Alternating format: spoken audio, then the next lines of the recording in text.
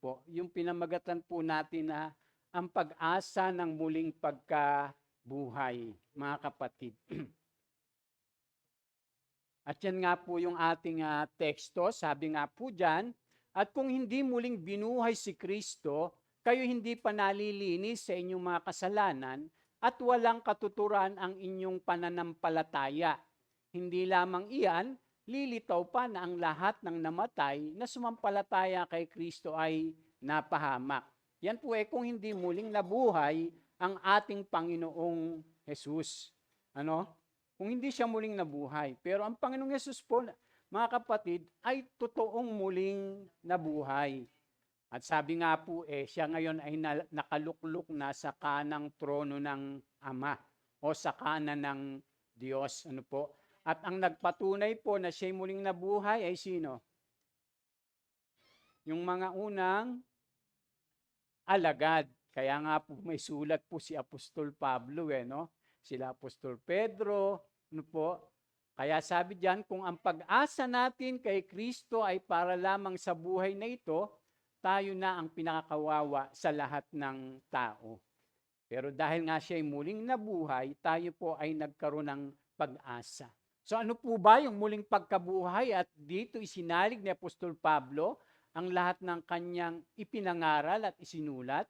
Ano ba ang badya nito sa pananampalatayang Kristiyano na dapat itong pahalagahan at ipaglaban? Ano ba ang ginawa at ginagawa pa rin ng Diyos dahil sa muling pagkabuhay ng Panginoong Yesus? So atin pong patuloy na tuklasin ang aral po ni San Pablo at ng mga apostol tungkol po dito sa gitna ng mga binago ng paniniwala at kasanayan ng marami tungkol dito. So atin pong patuloy na balikan at sariwain ang mga pahayag ng apostol na sukat magbigay sa atin ng iba yung pag-asa at pananalig. So una po, natalakay natin kung ano nga po ba yung kahulugan ng muling pagkabuhay para sa ating mga Kristiyano. Ano po? Una, natalakay po natin dyan, nangangahulugan po ito ng bayad na tayo sa Diyos sa ating mga kasalanan. Diba? Yan po yung unang natalakay natin. Ano po? Tayo po ay bayad na sa Diyos sa ating mga kasalanan. Lalong-lalo na po kung tayo po ay tunay ng nanampalataya, tunay ng nakipag-isa at nanumbalik sa ating Panginoong Hesukristo. Binayaran na po kasi ng ating Panginoong Yesus yung ating mga kasalanan. Dahil hindi naman natin kayang bayaran yon, hindi natin kayang iligtas yung ating mga sarili, kaya ang Panginoong Hesus mismo ang nagbayad para sa atin. Kaya nga po yung kaligtasan ay libre. Libre po yun. At tinatanggap po yun sa pamamagitan ng pananampalataya. Kaya nga sabi, gayon na lamang ang pag-ibig ng Diyos sa sanlibutan, di ba? Kaya binigay niya ang kanyang bugtong na anak upang ang sino mang sumampalataya sa kanya ay hindi na mapahamak, kundi magkaroon ng buhay na walang hanggan. Amen? Kaya nga po, ang Panginoong Yesus, yung talagang nagbayad sa ating mga pagkakasala. Imbis na tayong mamatay, siya namatay. Imbis na tayong maghirap, siya naghirap. Imbis na tayo yung ipako sa krus. Siya ang ipinako sa krus. Sabi nga po, siya'y parang naging kasalanan. Alang-alang sa atin. Bakit? Siya nga yung pinarusahan imbis na tayo. Ganun kadakila ang ginawa ng Diyos para sa atin. Kaya tama lamang po yung kanta natin na How Great is Our God. Amen? Napakadakila po ng Diyos sa atin. Bakit? Biruin mo, Diyos siya, tapos nagkatawang tao. Yung iba hindi naniniwala dyan Maraming hindi naniniwala ng mga grupo na si Kristo daw ay tao lang talaga o tao. Yung paniniwala nila. Ang Panginoong Yesus po, tandaan po natin, ay Diyos. Dahil anak siya ng Diyos. Sabi naman ng iba, Ay bakit pastor? Eh di lahat din tayo anak ng Diyos, mga Diyos din tayo. Ay iba po ang Panginoon. Ano po ang Panginoon? Ang Panginoong Yesus, ano ang pagiging anak niya?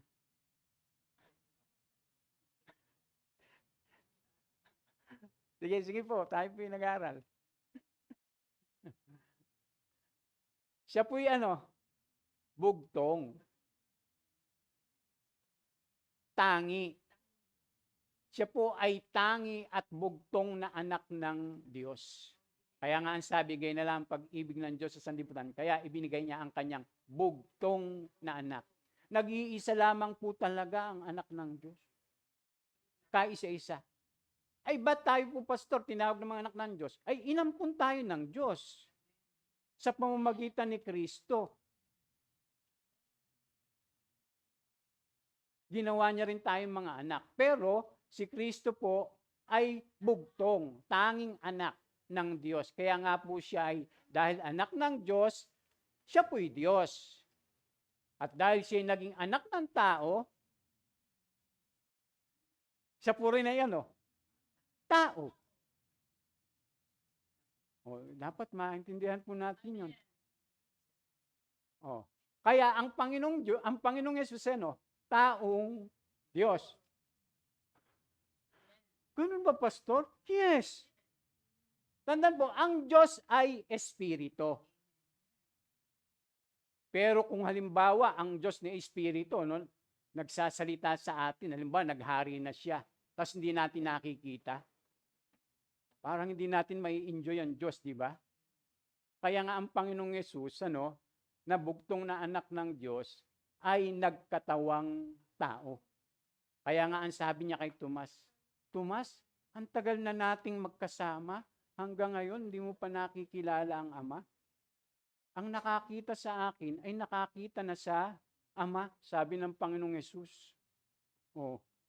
Kaya po ang ating Panginoong Yesus ay Diyos na nagkatawang tao. Pag anak ng tao, tao. Pag anak ng Diyos, Diyos. Pag anak ng hayop, common sense lang po yun. Kaya paanong magiging tao lang ang Panginoong Yesus kung siya'y anak ng Diyos o bugtong na anak ng Diyos? No? Kaya pag may nakaharap kayo, sasabihin, hindi, tao lang si Kristo. Abay, hindi lang tao ang Panginoon. Diyos din siya. Kung hindi siya Diyos, bakit naman siya pauupuin ng Ama sa kanang trono niya? Yung trono ng Diyos, ay kapantay po nung kabilang trono, mga kapatid. So kaya ang pagkabuhay po ng ating Panginoong Yesus, mga kapatid, ay nangangahulugan na bayad na tayo sa ating mga kasalanan. Kaya wala na tayong yung pananagutan sa Diyos dahil pinanagutan na ng ating Panginoong Hesukristo. Kaya nga ang sabi diyan, at kung hindi muling binuhay si Kristo, kayo hindi pa nalilinis sa inyong mga kasalanan at walang katuturan ang inyong pananampalataya. Kaya tayo'y pinatawad na, nilimot na ng Panginoon yung ating mga kasalanan, at pinawalang sala niya na tayo. Kaya sabi po diyan, at kung hindi muling binuhay si Kristo, kayo'y hindi pa nalilinis sa inyong mga kasalanan. Pero ang totoo, siya'y muling nabuhay. Kaya purihin ng Diyos dahil tayo po ay pinalaya na ng ating Panginoon.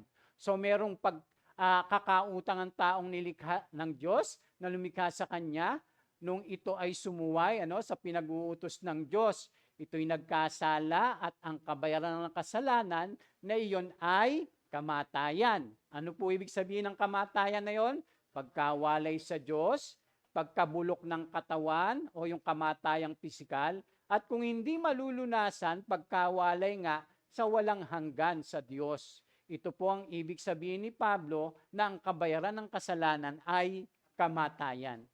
Kaya kung hindi namatay ang Panginoong Yesus para sa ating mga kasalanan, lahat po tayo ay mawawalay sa Diyos sa walang hanggan. Yun po yung ibig sabihin ng kamatayan. Pero praise the Lord dahil ang Panginoong Yesus ay namatay nga para sa ating mga kasalanan. Kaya sinasabi po ng Biblia ni Apostol Pablo rin na hindi nahahatulang maparusahan ang nakipag-isa na sa ating Panginoong Hesukristo. Pero ang sabi ng Biblia, ang kabayaran ng kasalanan ay kamatayan. Di ba? Ang kahatulan ay kamatayan. Pero nung nakipag-isa tayo, ang sabi, hindi nahahatulang maparusahan ang nakipag-isa na sa ating Panginoong Jesus. Kaya meron tayong assurance ng kaligtasan. Pero kinakailangan tayo po ay nananatili. Nagpapatuloy tayo, nagpapakatatag tayo sapagkat mayroong mga babala ang salita ng Diyos. Dahil meron tayong free will. Meron po tayong free will. Hindi po totoo yung sabi yung sabi pagka naligtas ka na raw, nakakilala ka na sa Panginoon, hindi ka na mapapahamak. Ay mga kapatid, mali po yun. Hindi po natin pinaniniwalaan yun. Yung once saved, always saved daw. Bakit? Dapat sila Eva at saka si Adan. Hindi nangyari sa kanila yon. Dapat si Lucifer nasa langit na. Tayo nasa lupa pa. Tapos si Lucifer nasa langit na, ibabagsak pa sa impyerno. Ligtas naman na sila. Di ba? Kaya nga tayo po, mga kapatid, ang paraan lang ng Diyos talaga para maligtas tayo sa kamatayan ay ang ating Panginoong Hesukristo. At di ba, nawalay nga po tayo sa Diyos, natin yan, nadaanan, nung ang tao po ay nag-disobey sa ating Panginoong Hesus, at nagkaroon nga ng kamatayan, nawalay po yung tao sa Diyos, at nadamay, yung lahat ng tao. Kahit na ang kasalanan ay hindi katulad ng kasalanan ni Adan. Lahat ng tao ay nagkasala. Walang sino mang tao, mga kapatid, na nabuhay na hindi nagkasala. Lahat ng ipapanganak, sigurado, gagawa ng kasalanan. Bakit? Dahil dun sa sinful nature. Dahil ang tao po ay alipin doon. Nakakalaya lang ang tao doon sa sinful nature na yun, sa pamamagitan ng ating Panginoong Hesus. Kaya nga ang sabi, at dahil kayo pinalaya na, wag na kayong magpapaalipin pang muli. So, pwede pa bang maalipin? Yes. Pwede pa. Lalo na pagka tayo namumuhay sa ating sarili o sa ating laman. Kaya kamatayan nga ang naging bunga. So, bagaman at damay ang lahat ng nilipin ni Adan sa bunga ng kasalanan, tinubos din naman ng Diyos ang lahat mula dito. Tandaan po natin, ang tao ay tinubos na ng Panginoong Yesus. Ang kailangan lang ng tao ay magbalik. Kilalanin yung ginawa ng Panginoong Yesus na paghihirap, pagkamatay niya at pag-aalay ng kanyang buhay. Dapat kilalanin po ng tao yun. Pagka hindi niya gagawin yun, masasayang yung pagkatubos ng ating Panginoong Jesucristo. Kasi yung effectiveness po nung ginawa ng Panginoong Yesus, kapag yung tao lamang po ay nananampalataya. Kapag yung tao po ay nanumbalik sa Panginoon. So kaya ang Panginoong Yesus ang ipinalit. Kaya tinatawag pong palit ulo o palit buhay. Ayan, So ating lagumin nga po muna to, sabi diyan, ang tao ay nagkasala sa Diyos na lumikha. Ang kabayaran nito kung hindi malulunasan ay ang walang hanggang pagkawalay sa Diyos. Tapos, tinubos ng Diyos ang lahat ng tao mula sa bunga ng pagkakasala ni Adan. Ito ay sa pamamagitan ng kamatayan ng Panginoong Yesus, yung pangalawang Adan. Di ba? Yung unang Adan galing saan? Alabok. Yung pangalawang Adan galing sa ano? Sa langit, ano? O sa espiritu. Ay di ba? Ipinaglihi ang Panginoong Yesus sa pamamagitan ng espiritu. Mga kapatid, sabi pong ganyan.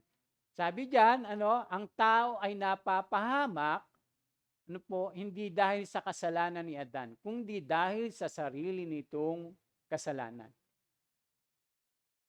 Kaya ang bunga ng kasalanan ay kamatayan, pagkahiwalay sa Diyos. 3, ang paghahandog ng Panginoong Yesus sa kanyang sarili ay sapat na katubusan para sa lahat ng kasalanan, sa lahat ng tao, at sa lahat ng panahon. So yun po yung una, ano nga po ba yung kahulugan ng muling pagkabuhay para sa ating mga Kristiyano? Una, nangangahulugan po ito na bayad na tayo sa Diyos, sa ating mga kasalanan. Pangalawa, nangangahulugan ito na malaya na tayo mula sa kapangyarihan ng kamatayan. Malaya na po tayo. Wala na tayo sa ilalim ng kapangyarihan ng kamatayan. Wala na rin tayo sa ilalim ng sumpa ng kamatayan.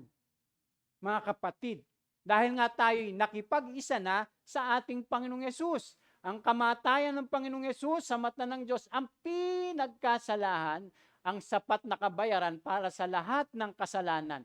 Ang 3 araw sa libingan ay sapat na sapagkat namatay sa krus, hindi tao lamang. Ang muling pagkabuhay naman ang katibayan ng katubusang ito. Ang muling pagkabuhay din ang nagdala ng tagumpay mula sa bunga ng kasalanan, ang kamatayan. Ang sinumang nakipag-isa sa Panginoon ay mananagumpay na saan? Sa kamatayan. Kaya hindi na nga tayo mamamatay mga kapatid Naniniwala po ba kayo doon? Sabi niyo, Pastor, hindi na tayo mamamatay. Ay, hindi yun ang ibig ko sabihin, Ibig sabihin ng Panginoong Yesus, yung hindi na natin mararanasan. Yung pagkahiwalay sa ating Diyos sa walang hanggan. Kaya sabi diyan, ang sino man nakipag-isa sa Panginoon ay mananagumpay na sa kamatayan dito at sa walang hanggan. Hindi na ito mamamatay, hindi na ito mawawalay sa Diyos sa walang hanggan. Kung siya ay mananatili sa pakikipag-isa sa Panginoon hanggang wakas. Sabi ng Panginoon, ang mananatiling tapat hanggang wakas ang siyang maliligtas. Yun lamang pong tapat. Kaya dapat tayo po mga tapat, mga kapatid, sa ating pagsunod sa Panginoon. Amen? Tandaan natin yung mga parabola o talinhaga ng Panginoon. Di ba? Yung binigyan niyang mga katungkulan, binigyan niya ng mga talento, binigyan niya ng mga kakayanan. Ang lagi niyang sinasabi, mabuti at tapat na alipin. Napagkatiwalaan ka sa maliit na bagay, pagkakatiwalaan kita sa malaking bagay. Halika, pumasok ka at makigalak ka sa kagalakan ng iyong Panginoon. Amen? Ay ba, ang sarap nun. Pagka ganun na sasabihin na sa atin mga kapatid, pagharap natin sa Panginoon, well done, good and faithful servant. Sabi pong ganon, di ba? Ang mahirap pagharap natin sasabihin sa'yo, lumayo ka sa akin, hindi kita nakikilala. Ayun po yung pinakamasakit na bersikulo sa Bible. Yung hindi lahat ng tumatawag sa akin, Panginoon, Panginoon, ay maliligtas, kundi yung lamang sumusunod sa kalooban ng aking amang nasa langit. Dadating yung araw, sasabihin ng iba, Panginoon, nangaral po kami, nagturo po kami, nagpahayag po kami sa inyong pangalan, nagsisimba po kami, umaattend po kami ng Bible study, nagpe-prayer meeting kami. Pero sasabihin ng Panginoon, lumayo ka sa aking harapan. Hindi kita nakikilala. Bang hirap pagka ganun. Lalo na pagkalimbawa, yung sasabihin ko, Lord, nagpastor po ako. Ang babait nga po ng mga miyembro ko.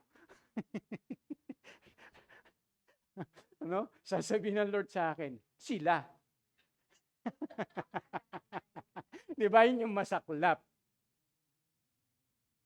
Hindi totoo, pwede pong mangyari yon mga kapatid. Kaya nga ganun po yung mga nakasulat Nangaral, nagturo, nagpahayag, nagpalayas pa ng demonyo. Pero sasabihin ng Panginoon, lumayo ka sa akin. Ikaw na paggawa ng masama. So pwede pala tayong gawin natin yung mga spiritual na bagay, yung mga ritual, yung mga seremonya, katulad po nito, pero pwede pa rin pala natanggihan tayo ng Diyos. Alam niyo po kung bakit? Pagka tayo po ay nagkukunwari lang sa lahat ng ating mga ginagawa. Pagka tayo po parang itinatakip lang natin yung ating mga pagmi-ministry, pagtuturo kaya, pangaral, o yung ating pagdalo, pagka pinantatakip lang natin lahat yan, dun sa mga kasalanan namang ginagawa natin, ay hindi rin tayo sumusunod sa ating Panginoon. Kaya ang sabi nga ng Panginoon, lumayo ka sa akin, ikaw na mapaggawa ng masama. Hindi ka rin sumusunod, hindi rin tayo sumusunod. Kaya mga kapatid, huwag nating isayangin yung ibinibigay sa atin ng Panginoon pagkakataon na makapaglingkod sa Kanya. Amen? Mga kapatid? So sabi nga po dyan, kapag ka ang nabubulok ay napalitan na ng di nabubulok at ang kamatayan napalitan na ng walang kamatayan, matutupad na ang sinasabi sa kasulatan. Nalupig na ang kamatayan. Lubos na ang tagumpay. Yan ay pagka bumalik na nga ang Panginoong Yesus, tapos tayo ni rapture. Kaya nga sabi, papalitan yung ating katawan, ng katawang hindi na nabubulok, hindi na nasisira, hindi na nagkakasakit, hindi na nahihirapan, at hindi na mamamatay. Amen? Kasi nga po, pinagtagumpayan na, natin yung kamatayan. Nung tayo po ay nakipag-isa sa ating Panginoong Jesus. Sarap nun, mga kapatid, di ba, nalulungkot tayo pagka may mga kamag-anak tayong namamatay, talagang tayo ay nagdadalamhati. Pero sabi nga ni Apostol Pablo, tayo po ay hindi dapat magdalamhati, lalong-lalo na kapag tayo po ay mga sumasampalatayan at kumikilala sa ating Panginoong Yesus. Sapagkat alam natin na yung mga namatay na nanalig sa Panginoon ay hindi na yun mamamatay muli. Pagka binuhay na muli ng Diyos at pinalitan yung mga katawan o yung mga katawan po natin. Ayan, so yan po yung ginawa ng Diyos nung tayo nakipag-isa, sabi diyan. Magbabasa uli po tayo, Ano ngayon ang sasabihin natin? Patuloy pa ba tayong magkakasala upang sumagana sa ating kagandahan loob ng Diyos? Hinding-hindi. Tayo'y patay na sa kasalanan. Paano pa tayo mamumuhay sa pagkakasala? Di ba ninyo alam na tayong lahat na nabautismuhan kay Kristo Jesus ay nabautismuhan sa kanyang kamatayan? Sa makatuwid, tayo'y namatay na at nalibing na kasama niya sa pamamagitan ng bautismo upang kung paanong binuhay muli si Kristo sa pamamagitan ng dakilang kapangyarihan ng Ama, tayo rin naman ay magkaroon ng panibagong buhay. So ito po yung ginawa ng ating Panginoong Diyos sa pamamagitan ng ating Panginoong Yesus. Ano po yon? Yung tayo binigyan niya ng panibagong buhay. Na dati-rate hindi po ganun. Dati-rate namumuhay tayo sa kasalanan. Namumuhay tayo sa ating mga sarili. Namumuhay tayo sa sanlibutan. Pero ngayon, nung tayo nakipag-isa sa Panginoong Jesucristo, dapat lang na namumuhay na tayo para sa Kanya. Amen?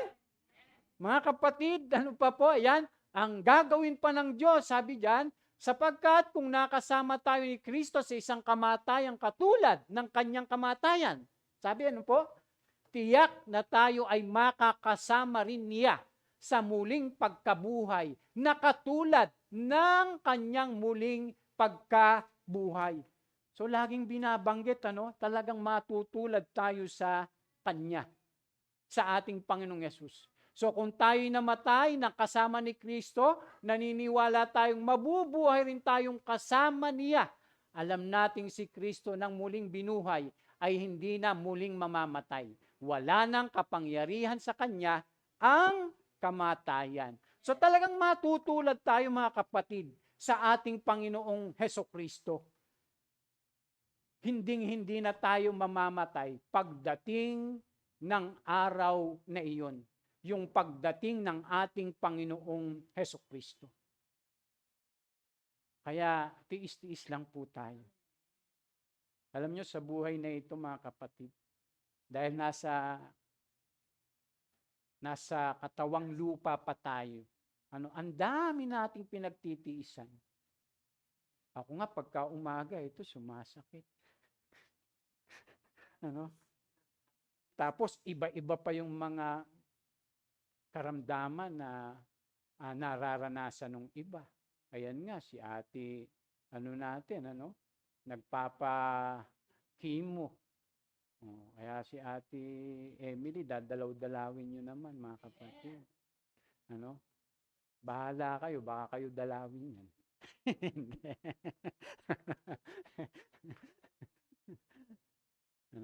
Pero praise the Lord, dahil napakabuti ng Diyos sa atin. Alam nyo, ang isa sa pinakamatinding suliranin ng tao ngayon, yung sakit, isa yun. Diba talagang tayo ay iba't iba yung nararanasan natin sa buhay na ito.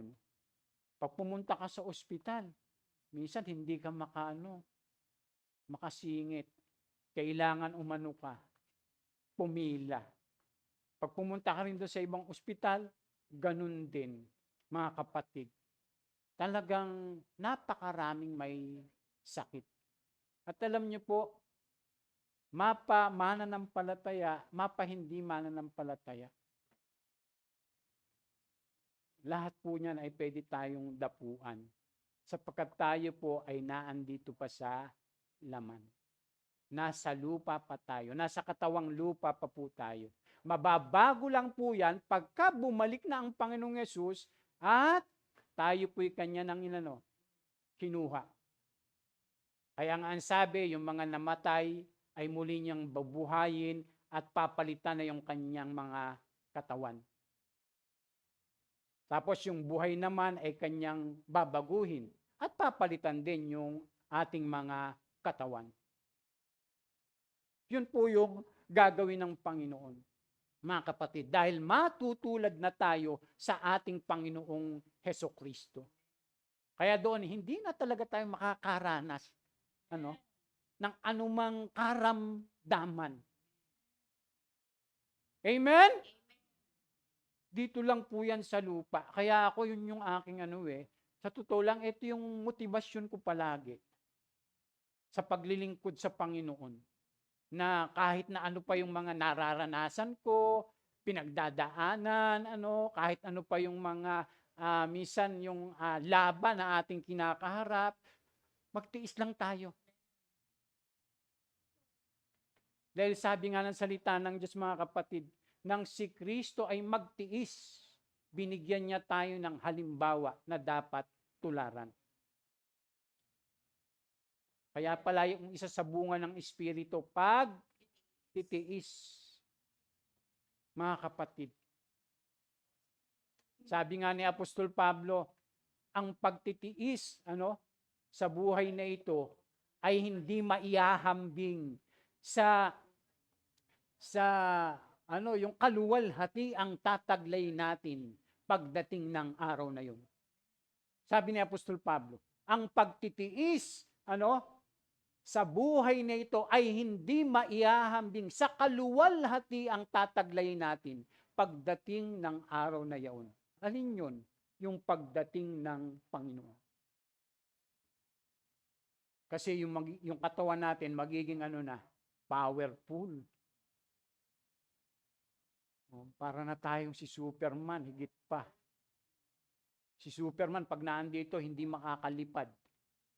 Pag nasa loob. Kailangan lumabas.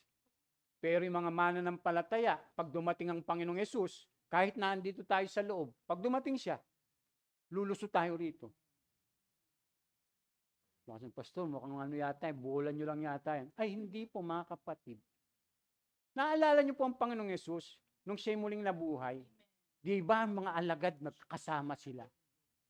Kakatipon, biglang pumasok siya, nagulat yung mga alagad, ay nakapinid ang pinto. Eh, sabi, pagka tayo nabuhay na maguli, matutulad yung ating katawan sa Kanya. Piruin nyo yun, napaka-powerful ng katawan natin. Hindi pala sa TV lang talaga yun. Di ba? Minsan mapapanood lang natin yon, pero magiging totoo po yun. Bakit? Wala namang imposible sa Diyos eh. Amen? Kaya mangyayari po yun.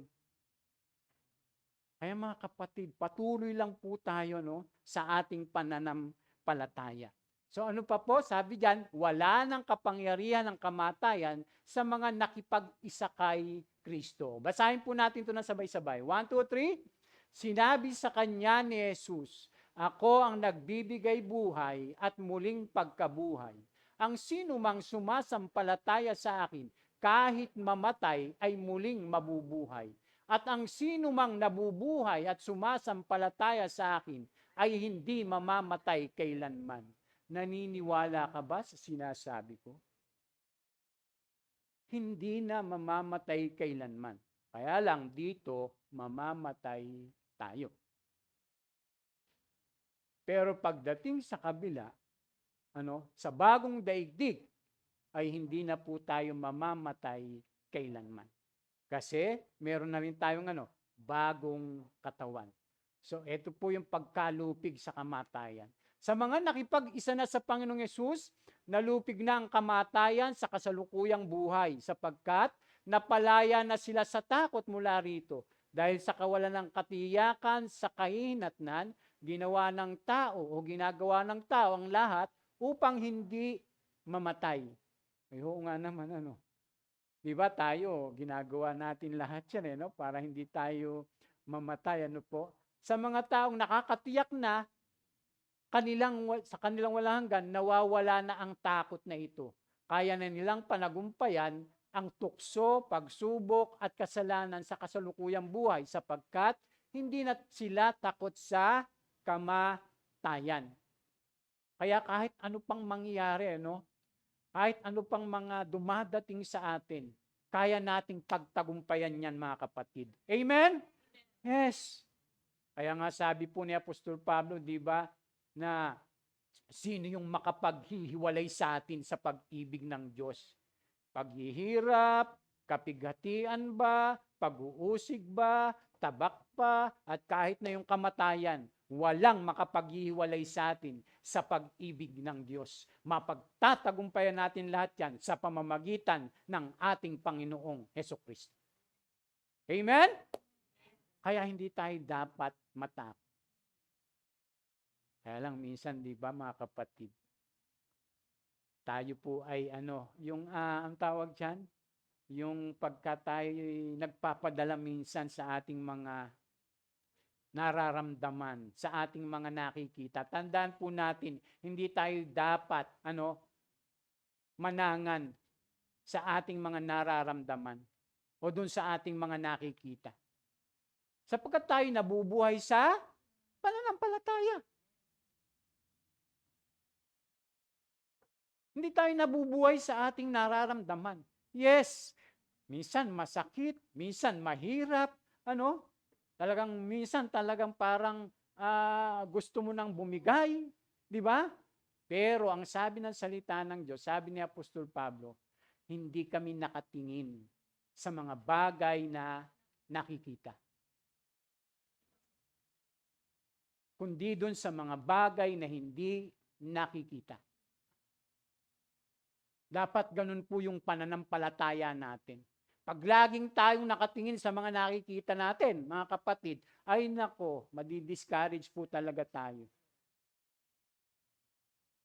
Pag lagi ang titingnan natin, yung nasa paligid natin, ano? Yung nasa likod mo, yung nasa tabi mo, ano? Ay, hindi, pastor, pag nakikita ko siya, masaya nga ako eh. Ganun, di ba? Yun ang ibig ko sabihin. Ano? Ay, paano kung halimbawa, binigo ka nun? Tapos, siyempre, nakikita mo lagi. Madi-discourage ka, di ba? Pagka titingnan mo lagi yung ganon. Pero kung tayo po ay mananalig sa mga pangako ng Diyos, sa mga salita ng Diyos, sa mga sinasabi ng ating Panginoon, maninindigan ka. Kasi nabubuhay ka saan? Sa pananampalataya. Hindi dun sa mga tao, hindi dun sa mga nakikita mo, hindi dun sa mga nararamdaman mo, kundi dun sa sinasabi at pinangako ng ating Panginoong Hesukristo. Amen? Dapat tayo po, ay manalig doon.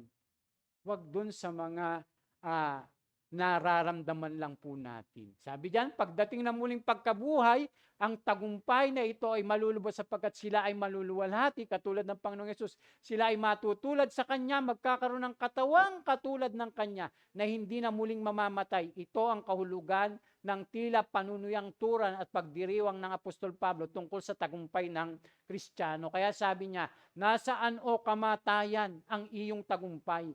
Nasaan o kamatayan ang iyong kamandag? Sabing ganon. Di ba yun po yung sabi ni Apostol Pablo? Parang tinutuya niya. Ano po? Kasi nga po, tayong mga mananampalataya ay nagtagumpay na sa kamatayan. Sapagkat ito po, ay hindi na natin mararanasan once na ang ating Panginoong Yesus ay bumalik na. So, pangatlo, mga kapatid, ayan, pangatlo po, sabi diyan, ano nga po ba yung kahulugan ng muling pagkabuhay para sa ating mga Kristiyano? Pangatlo, nangangahulugan po ito na maari na tayong maitulad sa ating Panginoong Yesus.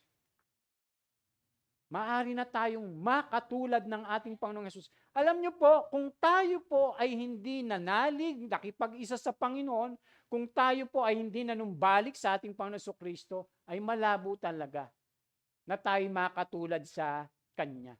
Tandaan po natin na ang layunin ng Kristyanismo ay sumunod sa ating Panginoong Hesus.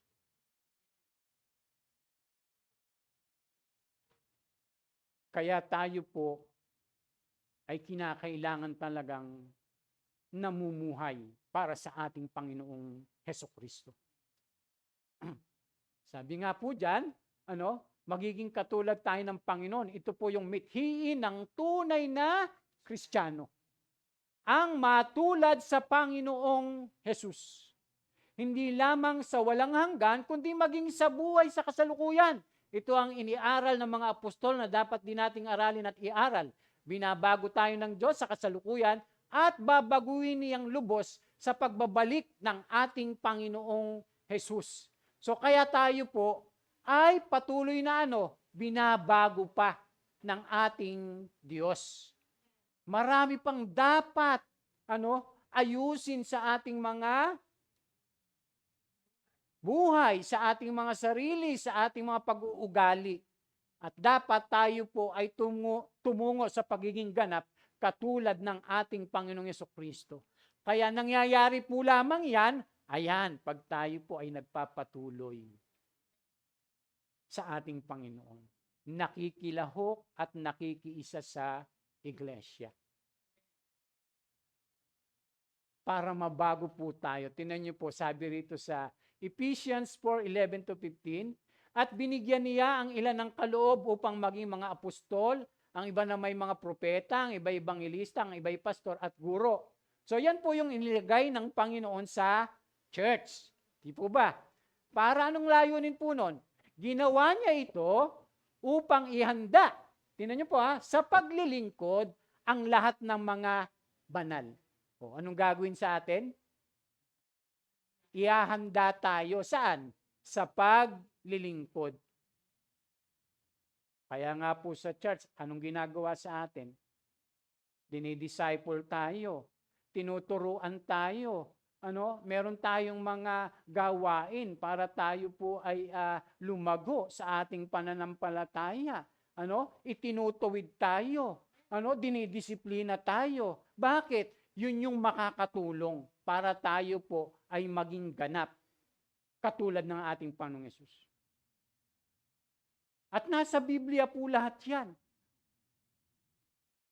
Kaya pagkalimbawa, ayaw natin magpadisiplina, ayaw natin sumunod sa Panginoon.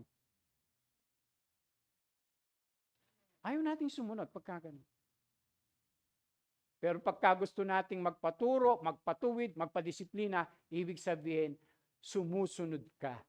Sumusunod tayo. Gusto nating tularan ang ating Panginoong Hesukristo. Amen? Kaya wag po kayong magagalit pag tayo tinutuwid. Magpasalamat tayo. Amen? Yes. Magpasalamat tayo pag tayo tinutuwid. Bakit? Mahal tayo ng Panginoon. Mahal namin kayo.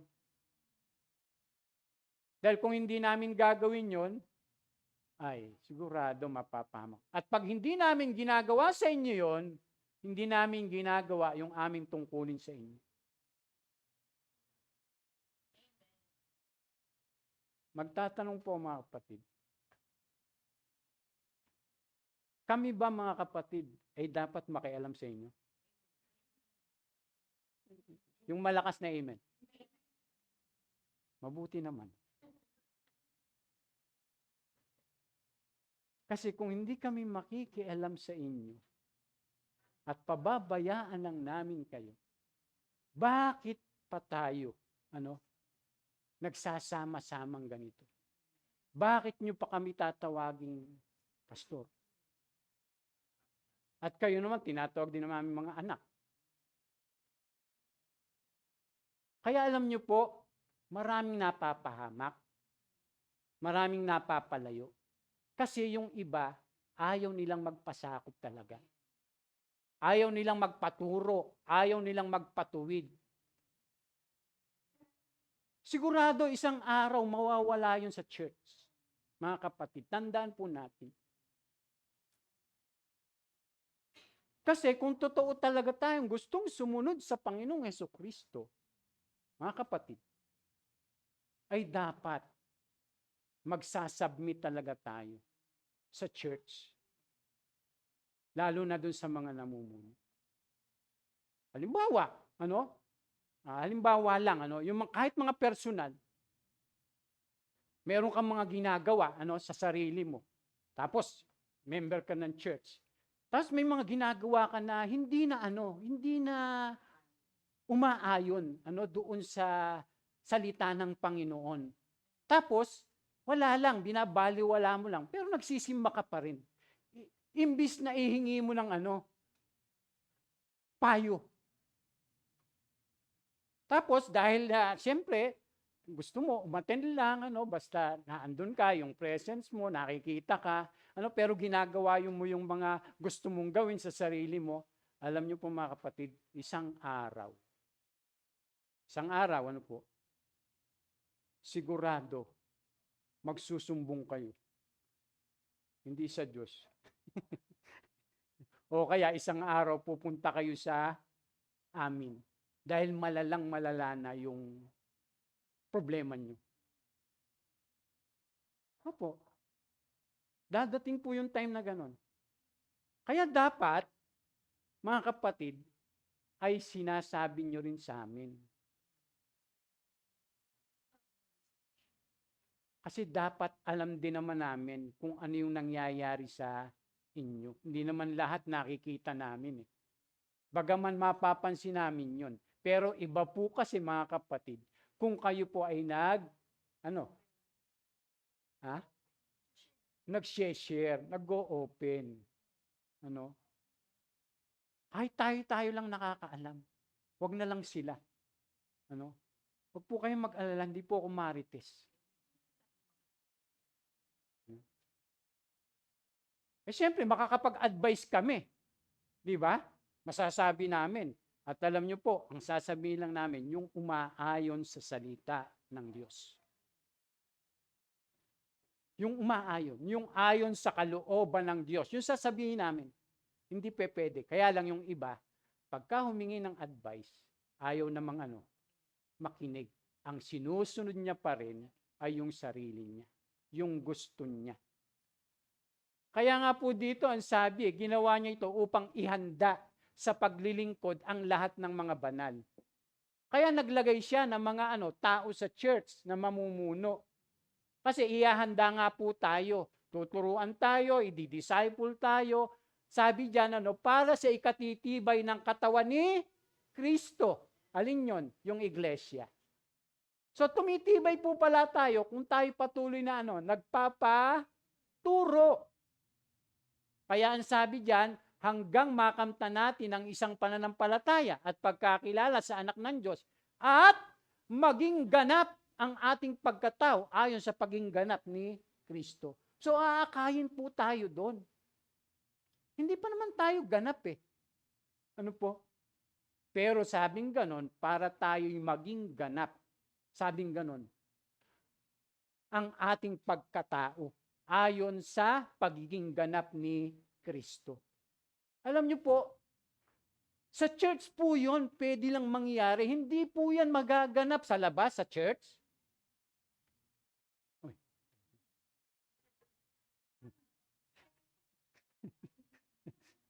Dalawa nangangaral Sa church po lamang po yung nangyayari, mga kapatid. Hindi pwede. Hindi tayo magiging ganap kung hindi tayo nakabilong sa church. Kasi naandyan po lahat yung turo ng Panginoong Yesus sa church. Lahat ng binabasa natin, sa church po yan. Sa church po lahat yan. Hindi mo yan maririnig doon sa mga kasama mo sa trabaho, basta sa kapitbahay mo, hindi natin maririnig yan. Sigurado may marinig ka man, iba ang sa'yo, ia-advise.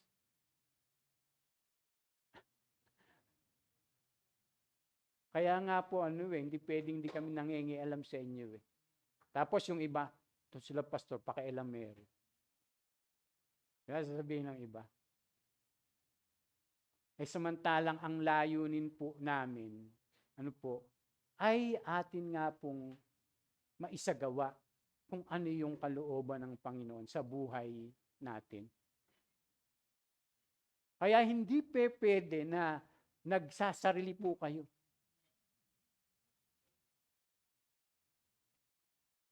Hindi pwede po, mga kapatid. Ay, basta pastor, naman ako sisimba naman ako Basta bahala na ako sa buhay ko. Basta makita nyo lang ako dyan. Naku, mga kapatid. Baka isang araw ikaw yung tupa na, na, ang tawag dyan, yung kwento na yung tupang yun, napakatagal nang nawawala. Napunta siya sa isang yungib, doon siya tumira, tapos wala nag-aalaga sa kanya hanggang sa humaba na ng humaba yung kanyang balahibo.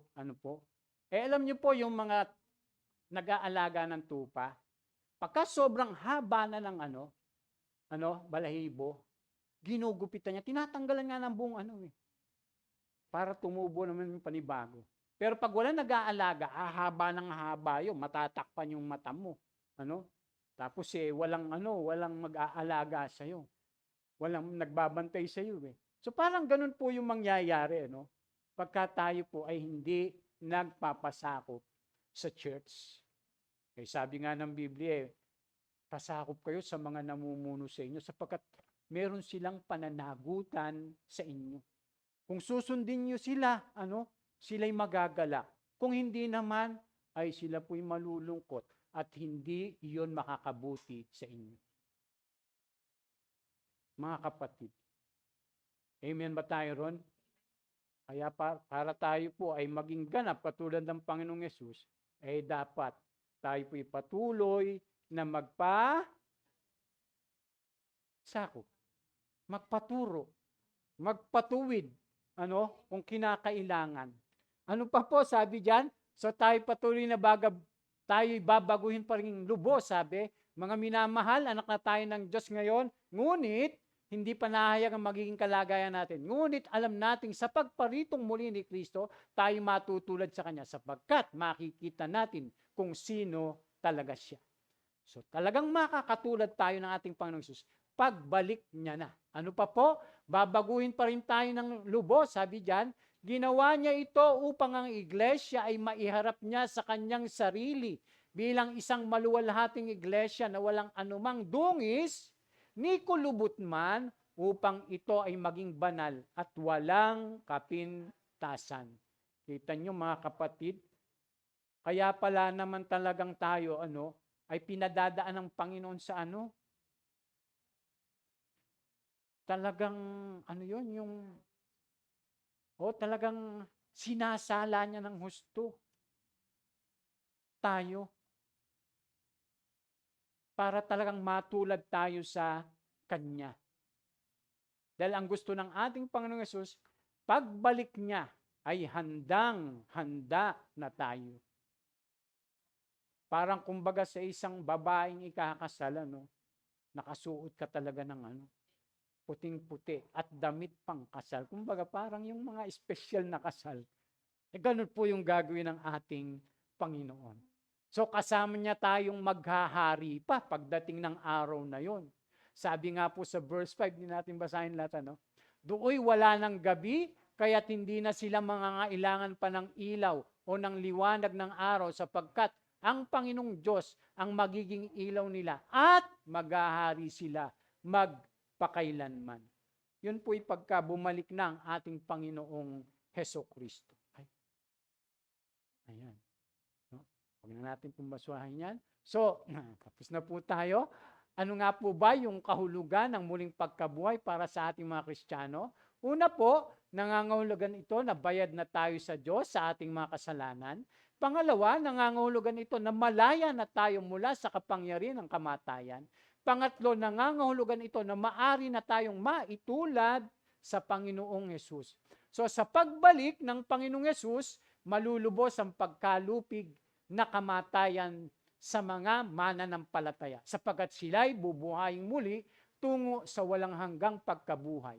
Ang mga tumanggi naman sa kaligtasan ay ilalagak sa pangalawang kamatayan. Walang hanggang pagkawalay at iyon ay pagdurusahan nila sa walang hanggan.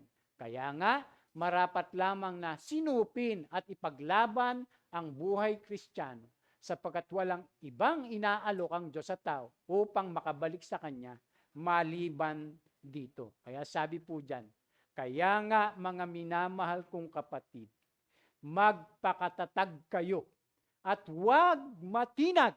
Sabi po ganun, maging masipag kayo sa paglilingkod sa Panginoon dahil alam ninyo, hindi masasayang ang inyong paghihirap sa Kanya.